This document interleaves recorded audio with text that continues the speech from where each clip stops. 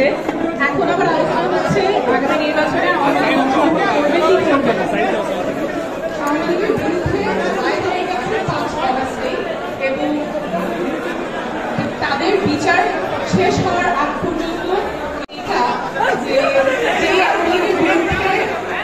লড়াই করে ছাত্র জনতা এই সুযোগটা ছিনিয়ে নিয়ে এসেছে। এখন আবার আলোচনা হচ্ছে আগামী নির্বাচনে আওয়ামী লীগ করবে কি করবে না। আওয়ামী লীগের বিরুদ্ধে রায় হয়ে গেছে 5 অগাস্টে এবং তাদের বিচার শেষ হওয়ার আগ পর্যন্ত